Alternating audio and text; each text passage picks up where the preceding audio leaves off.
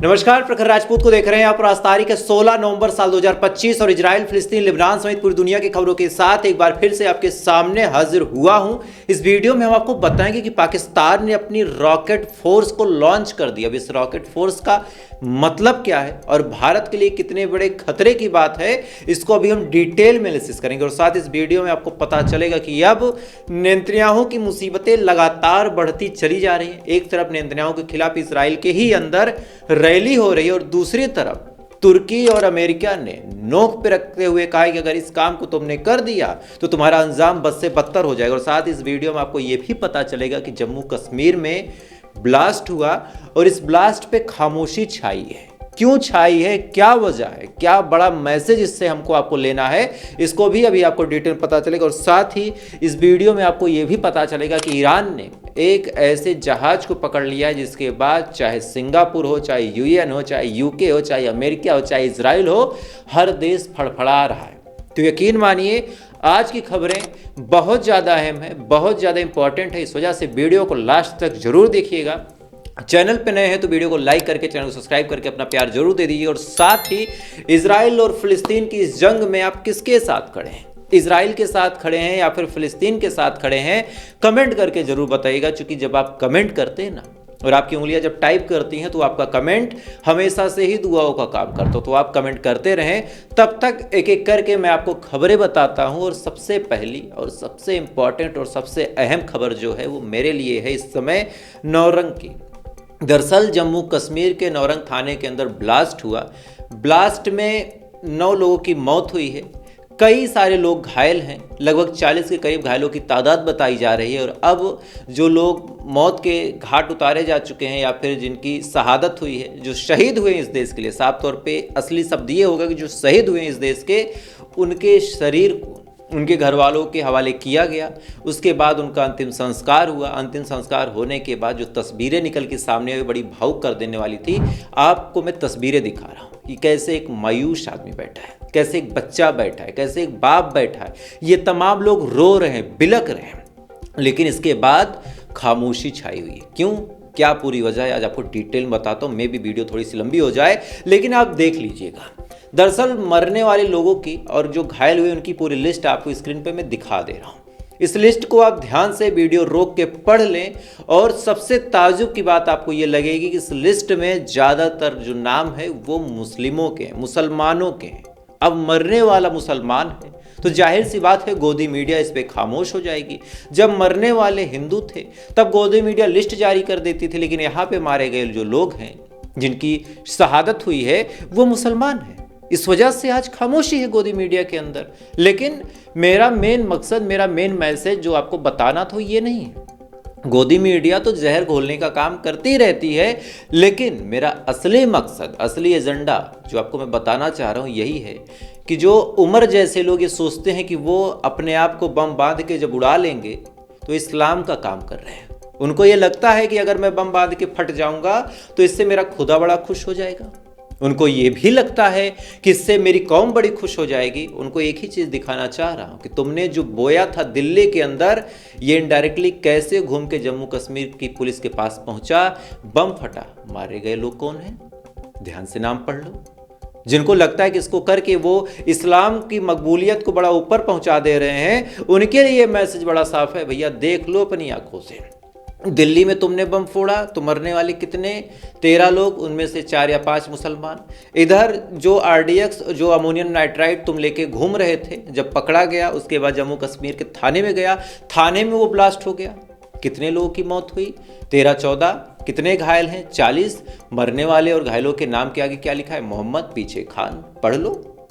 तुमने अपनी ही कौम को नुकसान पहुंचाया, किसी और को नहीं। और अपनी कौम को कटघरे में भी लाके खड़ा कर दिया। यानी तुमने वो काम किया है कि गाल पे थप्पड़ भी खुद के पड़ गया और बदनामी भी खुद की हो गई कि झगड़ा हमने शुरू किया था। समझो बात को। कभी भी किसी की जान लेके बम बांध के फटने से कोई खुदा खुश नहीं होगा।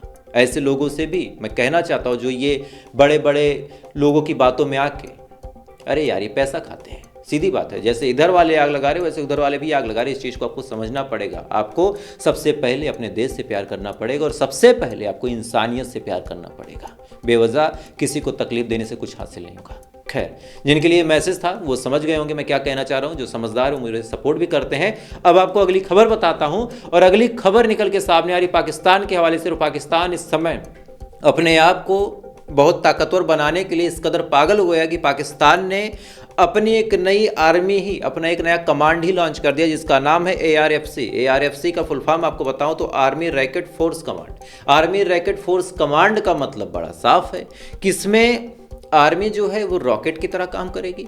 इसमें रॉकेट को प्राथमिकता भी दी जाएगी, और साथ ही मजाक से हटके अगर ARFC की पूरी सटीकता के बारे में आपको बताऊं तो ARFC का मतलब बड़ा साफ है कि इसमें रॉकेट और डिफेंस की टेक्नोलॉजी को ज़बरदस्त तरीके से बढ़ाया जाएगा। यानी अगर भारत कभी रॉकेट से हमला करता है, जैसे ब्रह्मोस मिसाइल दाग दे या फिर कोई और मिसाइल दाग दे, तो ऐसे हाल में उसको काउंटर करने के लिए पाकिस्तान अपनी पूरी तैयारी कर रहा है। पाकिस्तान अपने आप को रक्षा से लेके हमले में हर तरीके से निकालने की कोशिश कर रहा है। बशर्ते कामयाब हो रहा है या नहीं हो रहा, वो चीज़ जंग के मैदान में पता चल जाएगी। खैर, ये चीज़ें हमारे देश की गोदी मीडिया को आपके सामने रखनी चाहिए, लेकिन उनको इन खबरों के बारे में फुर्सत ही कहाँ की बातचीत करें। अगर गोदी मीडिया डिफेंस की बात करे, गोदी मीडिया स्टडी की बात करे, तो शायद हमारे देश का मुस्तकबिल कुछ और होता। खैर, इधर ये तमाम चीज़ें चल ही रही हैं। इधर एक पाकिस्तान से दूसरी सैटेलाइट इमेज निकल के सामने आ रही कि पाकिस्तान का जो झूठ था सरासर बेनकाब हो गया है। पाकिस्तान का जो जैकोबाबाद का एयरबेस था, उसकी सैटेलाइट इमेज निकल के सामने आई है कि किस हिसाब से उसको रिपेयर किया जा रहा, किस हिसाब से वहाँ की छतों को फिर से हटाया जा रहा, फिर से अंडर ट्रायल लिया जा रहा। और ध्यान से देखा जाए तो जैकोबाबाद का जो एयरबेस था पाकिस्तान का, वो पाकिस्तान के लिए बड़ा इंपॉर्टेंट है, पाकिस्तान के लिए बड़ा खास है, चूँकि F-16 यहाँ पे खड़ा होता है, तमाम और जहाज़ यहाँ पे खड़े होते हैं, तमाम और चीज़ें यहाँ पे होती हैं। इस वजह से एयरबेस बड़ा काम का था, लेकिन भारत ने ऑपरेशन सिंदूर के दौरान इसको डिस्ट्रॉय किया और अब इसकी सैटेलाइट इमेज निकल के सामने आ रही है। खैर, इधर ये तमाम चीज़ें चल ही रही हैं। अब आपको मिडिल ईस्ट की खबरों की तरफ लेके चलता हूं, लेकिन उससे पहले रशिया की एक बड़ी खबर आपको बता देता हूं कि रशिया ने इस समय यूक्रेन के ऊपर बड़ा हमला किया है। यूक्रेन की जो राजधानी कीव है, देखिए, यूक्रेन आए दिन उड़ता तीर लेता है अमेरिका के कहने पे।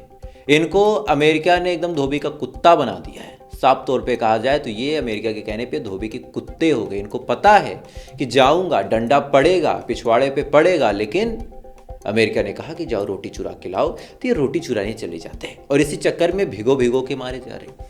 आज रशिया ने कीव पे बड़ा हमला किया, चूँकि इससे पहले यूक्रेन ने रशिया के ऊपर मिसाइलें दागी थी। हालांकि S-400 ने उस मिसाइल को डिस्ट्रॉय कर दिया था, इंटरसेप्ट कर दिया था, लेकिन रशिया के मन में खुन्नस थी। मौका देख के रशिया ने कीव की राजधानी पे जब मिसाइलें दागी तो रिकॉर्ड 430 ड्रोन दागे हैं, रिकॉर्ड, और 18 के करीब तो मिसाइलें मारी हैं रशिया ने। और इसका इम्पैक्ट ये हुआ कि 8 लोगों की मौत हो गई, 35 बुरी तरीके से इंजर्ड हो गए। बाकी जो लोग थे उनको मेट्रो स्टेशन के अंदर जाके छुपना पड़ा। मेट्रो स्टेशन के अंदर ये लोग छुपते हैं, तब जाके इनकी जांच बचती है।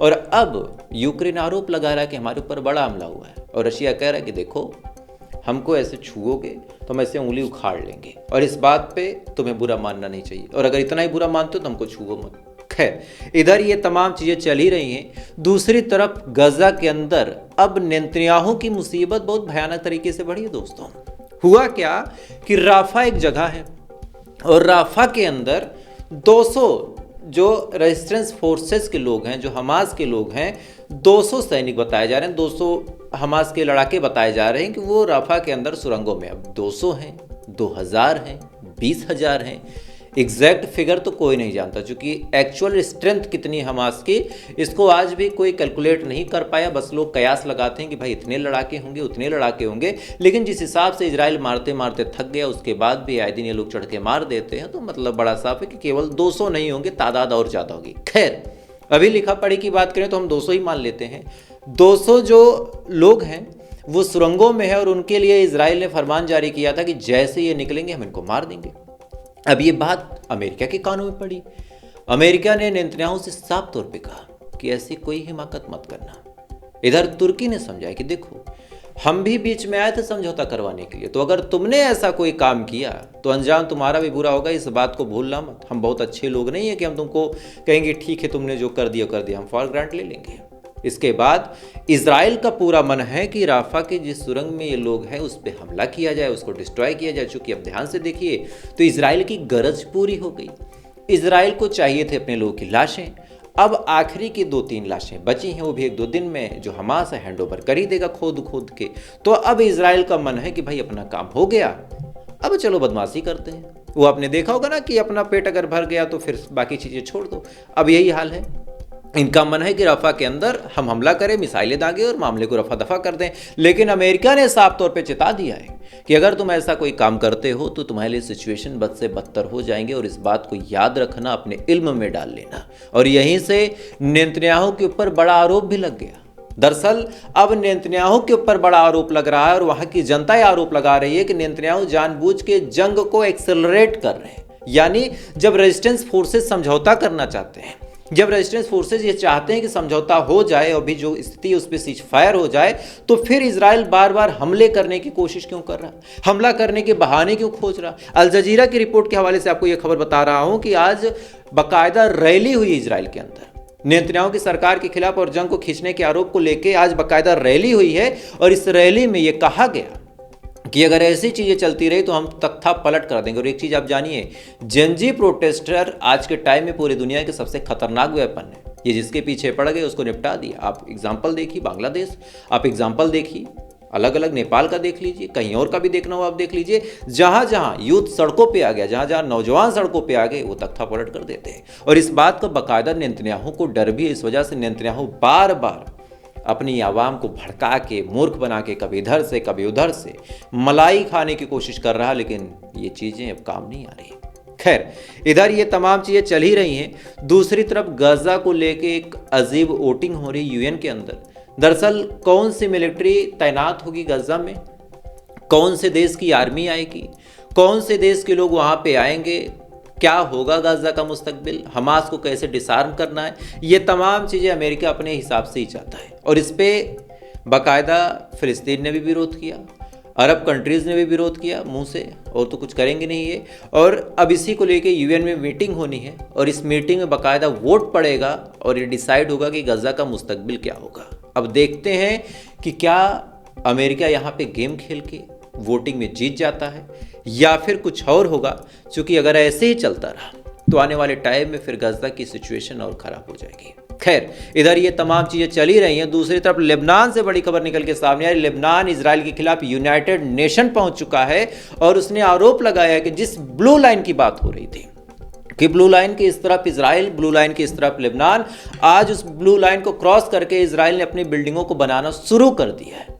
अब आप कहानी ध्यान से समझिए, इनकी स्थिति आप देखिए कि जब इनको बंदर की तरफ पकड़ के इजराइल और अमेरिका ने कुर्सी पे बैठाया था और तब इनसे हिजबुल्लाह कहते थक गया कि भरोसा मत करो, एतबार मत करो, इजराइल हमला करेगा, इजराइल जमीन कब्जा करेगा, वो जमीन कब्जा करने के लिए बदनाम है, उसका मकसद है। तब लेबनान की सरकार ने कहा कि तुम जलते हो मुझसे, मुझे कुर्सी मिल गई, मैं प्रधानमंत्री बन गया, मैं राजा हो जाऊंगा, मैं ये हो जाऊंगा, मैं वो हो जाऊंगा। तमाम डायलॉग इनके थे। आज लेबनान चढ़ रहा है, लेबनान की जो बॉर्डर है सिमट रहे हैं, इजराइल घुसता चला जा रहा है। और इस बात पे लेबनान की सरकार ने पहले रिक्वेस्ट की, फिर इनको लगा कि यार हम तो बातचीत करके सुलह समझौता कर लेंगे। इजराइल सुनने को तैयार नहीं। लेबनान की जो सरकार है पहुंच गई अमेरिका के पास कि भैया मदद करो। अमेरिका ने कहा कि यार इजराइल हमारे कहने में है ही नहीं, नेतन्याहू को सुनता नहीं है और तुम हमारे लिए इतने इंपॉर्टेंट भी नहीं हो। इस वजह से अब लेबनान की जो सरकार है मजबूर होकर यूएन जा रही है कि ब्लू लाइन के इस पार इजराइल बिल्डिंगें बना रहा। अरे यही चीज़ तो तुमको हिजबुल्लाह बोल रहा था कि एतबार मत करो, सीज फायर करना है तो परमानेंट शर्तों पे करो। ये blue line, yellow line, green line, ये कोई लाइन नहीं होती, बॉर्डर होता है, लाइनें नहीं खींची जाती सरहदों पे। खैर, यही बात ये समझे होते तो आना होते। लेकिन इधर एक बड़ी अपडेट निकल के सामने आई ईरान के हवाले से कि ईरान ने एक जहाज पकड़ लिया है और इस जहाज को पकड़ते ही कायदे से कहा जाए तो ईरान ने, चाहे अमेरिका हो, चाहे इजराइल हो, चाहे सिंगापुर हो, चाहे दुबई हो, चाहे आइसलैंड हो, इन तमाम देशों का गला पकड़ लिया ऐसे ईरान ने। क्या हुआ आप डिटेल में देखिए। ईरान के आसपास एक जहाज जा रहा था, इस जहाज पे आइसलैंड का झंडा लगा हुआ था और इस झंडे को लेके ये कहा गया कि आइसलैंड का झंडा है। अचानक से IRGC के कमांडर वहाँ पे पहुँचते हैं और इस जहाज को पकड़ लेते हैं। अब जब इस जहाज को पकड़ा गया तो सबसे पहले क्या हुआ कि ईरान के समुद्र के रास्ते की तरफ इसको मोड़ा गया। तो फौरन वहाँ पे सिग्नल भेजा गया, चूंकि ये जहाज दुबई से सिंगापुर जा रहा था, सिग्नल भेजा गया और मैसेज भेजा गया कि भैया हमको हाईजैक किया गया। तो फौरन ये मैसेज पहुंचता अमेरिका के पास। अमेरिका के जो MQ-4C ड्रोन हैं वो फौरन चक्कर लगाए लगते हैं, लेकिन आप IRGC की स्पीड देखिए कि इस चक्कर लगाने के दौरान ही जहाज कहाँ गायब हो गया कुछ पता नहीं। बस एक ब्लेम गेम चलता रहा कि ईरान ने किया होगा, लेकिन ईरान ने शुरुआत में अपने मुंह से कबूला नहीं, लेकिन अब फाइनली 1-2 दिन गुजर चुके हैं और ईरान ने अपने मुंह से इस बात को एक्सेप्ट कर लिया कि हाँ, हमने जहाज को पकड़ा है, हमने सीज भी किया है। और IRGC आप देखिए, ईरान की दिमाग आप देखिए, सोच देखिए, उसने सरकार की तरफ से बयान नहीं दिलवाया, उसने बयान दिलवाया किसकी तरफ से? IRGC, जिस ग्रुप ने पकड़ा है उसकी तरफ से बयान दिलवाया, कहा कि हाँ हमने पकड़ा है और हमने कोर्ट के ऑर्डर पे पकड़ा है, सरकार का नाम ही नहीं है, कोर्ट का ऑर्डर पे पकड़ा है। अब कोई आए और सरकार से सवाल पूछे तो हर देश की सरकार अपने कोर्ट की बात को मानने के लिए बाध्य है। जैसे एक सिंपल एग्जांपल आप सुनिए, कल को राम मंदिर का मामला UN में पहुंच जाए और प्रधानमंत्री मोदी से ये सवाल पूछे कि तुमने जबरदस्ती राम मंदिर बनवा दिया, तब प्रधानमंत्री मोदी एक लाइन बड़ा साफ कह के बच सकते हैं कि भैया मामला सुप्रीम कोर्ट में था, जो हमारे देश की सर्वोच्च न्यायालय है, और इस सुप्रीम कोर्ट में बाकायदा ट्रायल हुआ, ट्रायल में फैसला हुआ, जब कोर्ट ने हमको आदेश दिया तो हमने बनवाया। अब सबसे ताजुब की बात आप ये जानिए कि पूरी दुनिया में किसी भी संस्था में ताकत नहीं कि किसी देश के सुप्रीम कोर्ट से सवाल पूछ सके। आप अमेरिका की इतनी हिम्मत नहीं कि भारत के सुप्रीम कोर्ट से सवाल पूछ सके, क्योंकि सुप्रीम कोर्ट हमेशा ही सुप्रीम होता है। तो IRGC ने साफ तौर पे कहा कि भाई हमने कहाँ पकड़ा है, हमसे हमारे कोर्ट ने कहा पकड़ो तो हमने पकड़ लिया। अब इतना तगड़ा गेम जब IRGC ने खेला, साफ तौर पे कहा जाए तो ईरान ने खेला, तो इजराइल भी परेशान, अमेरिका में बौखलाहट, इधर जिनका जहाज था वो तो परेशान, और सबसे ताजुब की बात कि जिस MQ-4C ड्रोन को उड़ाया गया, आखिर वो ड्रोन इतना कैपेबल क्यों नहीं था कि उसने पकड़ा, ईरान लेके चला गया और ये ड्रोन ऊपर उड़ता रह गया। आज अमेरिका की भी यहाँ तू हो रही है। खैर, UN भड़का हुआ है, जो UK वो खरी खोटी सुना रहा, लेकिन सबूत कुछ है नहीं तो ये कुछ कर नहीं सकते। खैर, तो फिलहाल ये थी पूरी अपडेट, और इन खबरों के बारे में आपकी क्या राय है कमेंट जरूर कीजिएगा। आपका क्या नाम है ये भी बताइएगा। बाकी अगर आपको मेरे बताने का तरीका अच्छा लगता हो तो वीडियो को लाइक करके, चैनल सब्सक्राइब करके अपना प्यार जरूर दे दीजिएगा। बाकी थोड़ी देर बाद आपसे फिर मुलाकात होगी इजराइल, फिलिस्तीन, लेबनान समेत पूरी दुनिया की खबरों के साथ। तब तक आप अच्छे रहिए, खुश रहिए, अपना ख्याल रखिए, अपने देश का ख्याल रखिए। जय हिंद, ऊपर वाला आपकी हिफाजत।